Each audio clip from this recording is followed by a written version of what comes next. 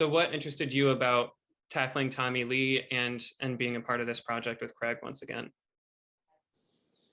I think it really does start with him for me because I had such a great experience working with him on I, Tonya, and then I felt he had such a command of that story and the way that it was told, and helping us sort of process it differently, and finding that fine line between humor and sort of the human struggle, which we all face to some extent, but in particular to that story.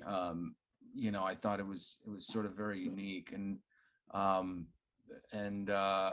so in his hands this felt sort of right, and obviously scripts were really great, and a lot of the story I didn't know, and then there's obviously the part that kind of draws you to it, you know, and wanting to find out more, and anytime there's sort of some slight kind of misunderstanding or misperception or injustice of some sort, it definitely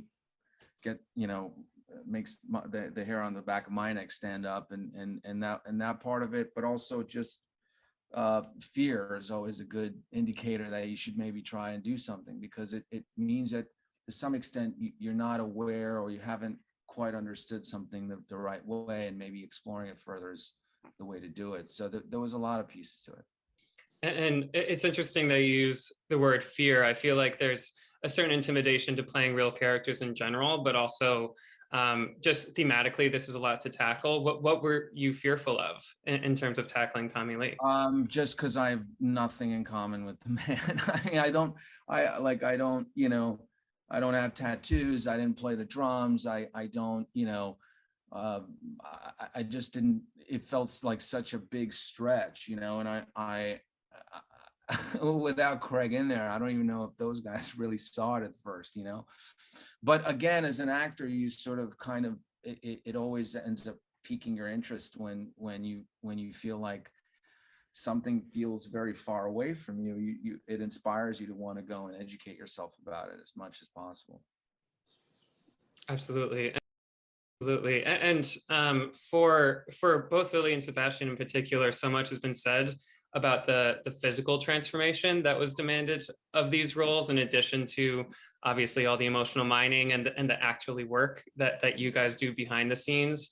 In what ways do you, if you could speak to kind of your process for a second, the marriage between the external factor of these characters and really embodying them physically, and then also doing that emotional work, what did that look like, kind of bringing those things together? And I mean, I'm sure, for instance, putting on the wig and prosthetics and tattoos, and that kind of helps you build the character. But if you could speak to that for a bit, I'd love to hear more. Okay, Sebastian.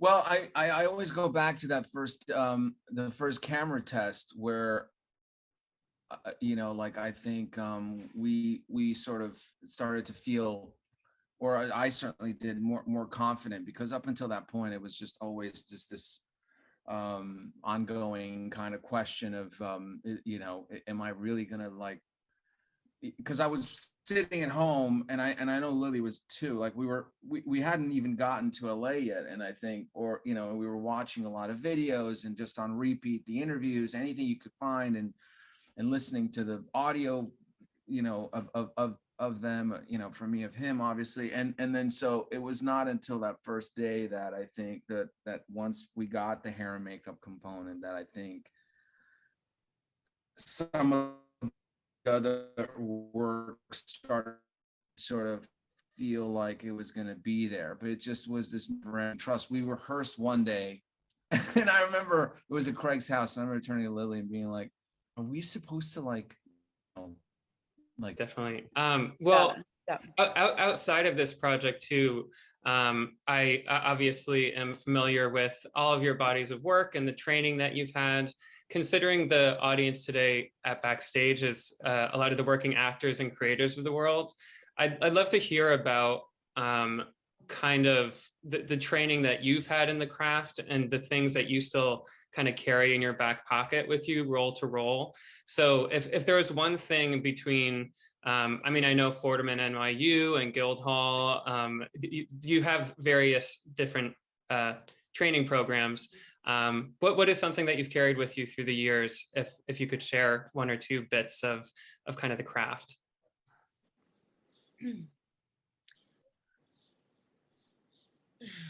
He's gonna go back. Okay, yeah. I got my cue. I don't know. I always go back to this thing, like, I think you spend so much time trying to, or I spend a lot of time trying to often control everything, you know, in a scene, and because it's so uncertain, and the nature is to, you know, I obsess about what it means, what I'm gonna do. I spend all this time the night before, like, making all these choices, and you know, how I'm gonna say it, all these things, and then it's really almost every time I go to the day, and on the day, it almost never ends up that way, you know. And I guess, like, what I've learned is two things happen. One, you have to factor in that there's other people in the scene and a director, and then there's going to be a multitude of ideas, and you have to sort of stay open in a way and not try to drive some agenda through the thing, you know. Whatever made sense to you yesterday might not make sense anymore now, and then you have to sort of, like, kind of be okay with that, and so almost like relinquish control. And on the way to getting there, guess what, like, you didn't really sleep well the night before because maybe you had a fight with somebody, or I don't know, you got a distressing phone call, and the morning of, you know, you spilled your coffee. Like, there's 50 things that happen before you get to that moment anyway, and along the line there might, like, you just have to kind of factor that somehow that might help actually the scene in a way. And so it's just, it's almost like this weird unconventional marriage between applying, like, you know, there's a book smart, like, studying part of it, and then there's also this other part where you just say fuck it, and, you know, kind of go with whatever's true for you that on that day, in that moment, you know. I think that's a really important phrasing in terms of determining that it's essential, right? Because that is kind of step one to deciding how is this moving the story forward? How is this building the character? Yeah.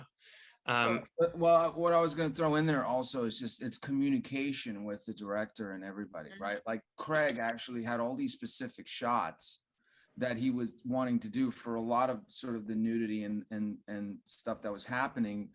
And it was just essential, I think, for us to kind of know what the shot was.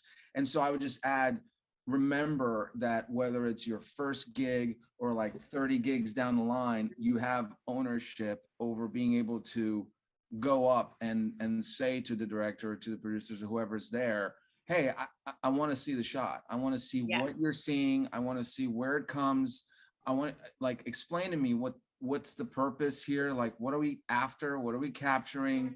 You know, and then shoot it and go back and rewatch it. And if for some reason something's just not feeling right, then it's okay to say something, because that's what it should be. It should be this place where we can all go, okay, are we okay? Are we, you know, and not ever topple into one side having more of a say than anybody else on that day, you know? Yeah, definitely makes sense.